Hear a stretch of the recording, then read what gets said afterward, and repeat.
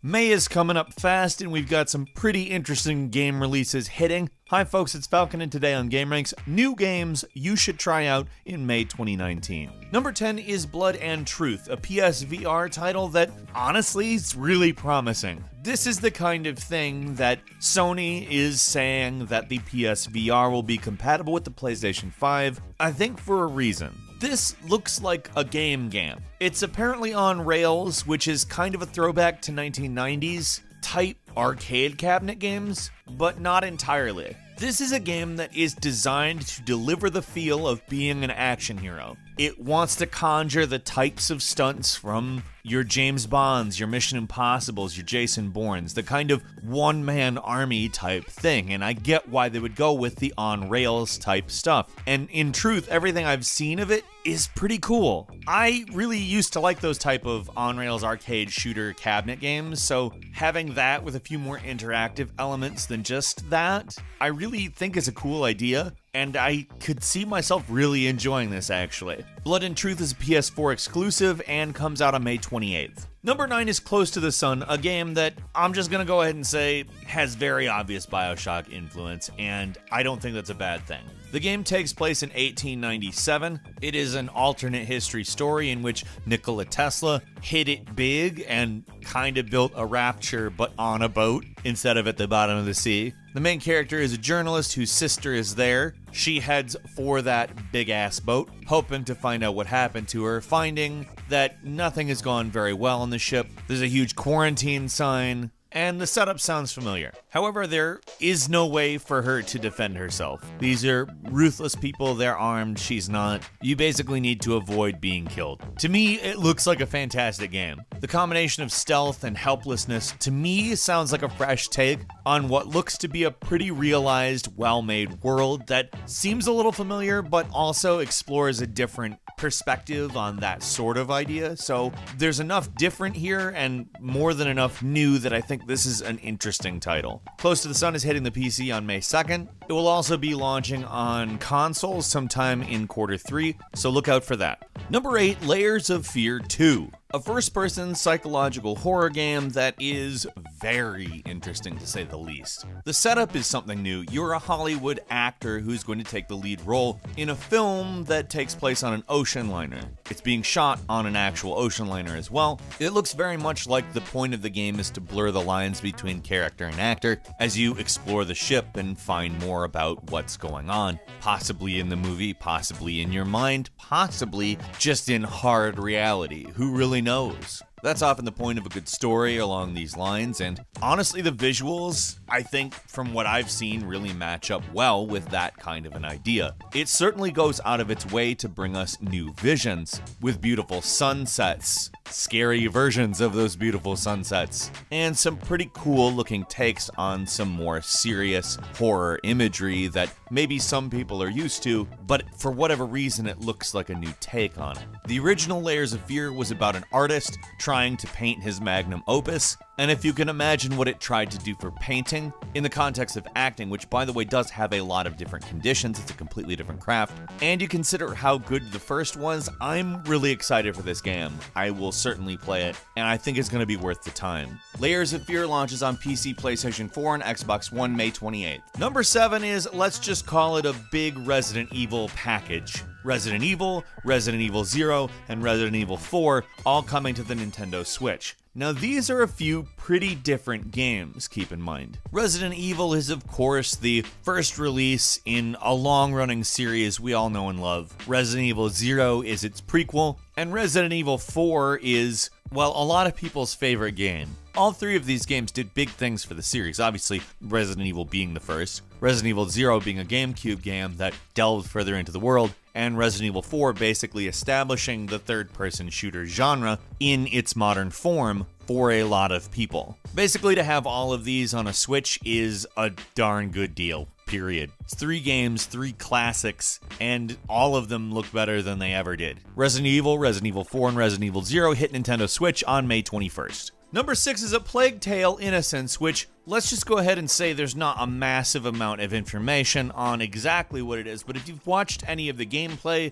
if you've read any of the minuscule scraps they've given, is a damn cool idea. It's basically a stealth game where there's also a plague and ravenous rats going wild at all times. You have to avoid not only hostile people, but the rats. The rats can be kept at bay with light, which means lighting a lot of fire, which means making your stealth a little more difficult. Honestly, it looks like a game where you're going to have to balance a lot of different things, and I think that sounds really interesting. I also really like what it looks like. It's grim, it's old school, it takes place during the bubonic plague, or thereabouts. It is historical fiction, so you never know what's going to happen, and I like that. A Plague Tale: Innocence comes to PC, PS4, and Xbox One on May 14th. Number 5 is Team Sonic Racing, a new kart game featuring, yes, you guessed it, Sonic the Hedgehog. It's by Sumo Digital. They know what they're doing with this kind of stuff, so I trust it pretty well. I like very much the idea of kind of reinstating the Sonic Heroes dynamic of teams, except they're limiting it to 2, and it sort of exists as a means to pull off various different moves while having 2 cars interact. One of the more obvious ideas is a slingshot drift kind of move that uses the wind stream, or I'm assuming does. It doesn't really matter what the physics excuse is, it matters how it plays, which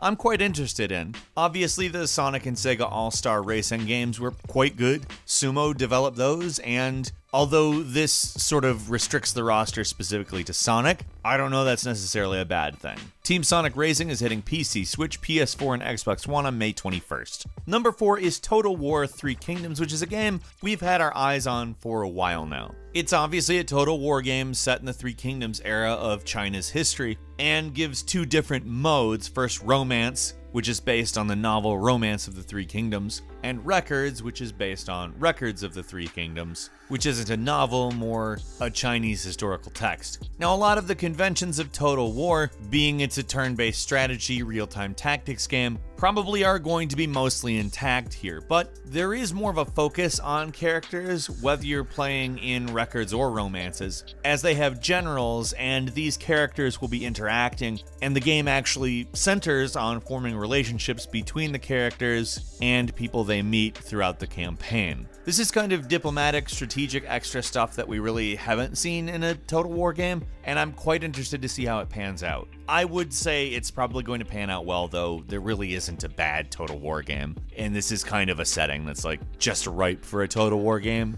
And Total War 3 Kingdoms is hitting PC on May 23rd. Number 3 is Observation, another game that really actually looks unique. I'm excited at the number of kind of trying something new type games we're seeing in May. What we have in Observation is a sci-fi thriller. Now, it's not any normal space station thing goes wrong, where you play as a human and try to get yourself through it. You actually are the space station. You're the artificial intelligence, and you have to operate tools, control systems, cameras, and assist the actual human participants in getting through a happening that threatens the whole thing. Honestly, it looks like a kind of good framework for a kind of point-and-click sci-fi thriller. Obviously, it's not going to play out exactly like that. It's a PS4 game on top of being a PC game. So more or less, I'm kind of just interested exactly in how this works. I don't think that it's like a shocking new kind of game, but it does look like it's going to try to experiment with some of the conventions of perspective in games, and I like that a lot. Observation is coming to PS4 and PC on May 21st.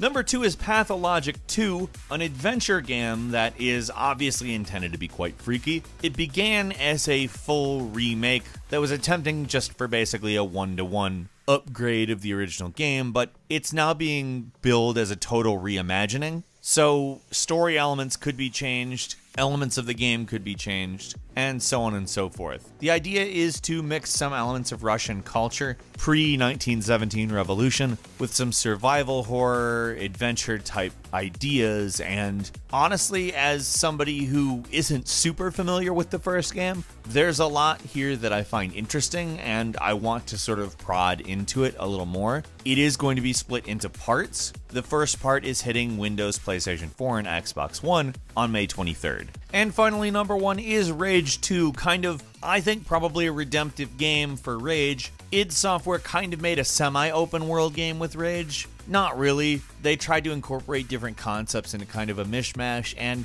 well, the game wasn't bad, and it had a lot of personality, and elements of it were very good. Its aspirations were a bit different than the final product. So id Software teamed up with Avalanche Studios to create a more open world, kind of Carnage-based game that in some ways feels reminiscent of Just Cause, but as Rage. Now this is a game I think that probably is going to give us the majority of what it is after it comes out. They've basically given us a lot of footage, some gameplay, some sort of promotional materials, and the point is to show us dynamic systems and story elements in the game itself, and let it speak for itself. I think it's going to as well. Honestly, I think it looks like a big step up from the original Rage, and I'm excited that there's an open world, just pure single-player shooter coming out that may have a good story, I hope. I'm not terribly worried about the gameplay. Like I said, Avalanche knows what they're doing with that. Rage 2 is hitting PC, PS4, and Xbox One on May 14th. As a quick bonus for you, Conan Unconquered, a Stronghold RTS, billed as a real-time survival strategy game where you build a base and then defend it against endless hordes. It actually looks pretty interesting. I like the idea of a survival RTS. Obviously, in some ways, that's kind of like a tower defense, but I'm guessing controls much closer to an RTS. It's a game that comes to us from Petroglyph, which has former members of Westwood Studios, the Command and Conquer company. They previously made Star Wars Empire at War, and I'm definitely looking forward to it. Conan Unconquered hits Steam on May 30th. What games are you looking forward to in May? Leave us a comment, tell us what you think, and if you like this video, click the like button. If you're not subscribed, now's a great time to do so. We upload brand new videos every day of the week, and the best way to see them first is, of course, a subscription. As always, we thank you very much for watching this video. I'm Falcon. You can follow me on Twitter @FalconTheHero, and we'll see you next time right here on GameRanks.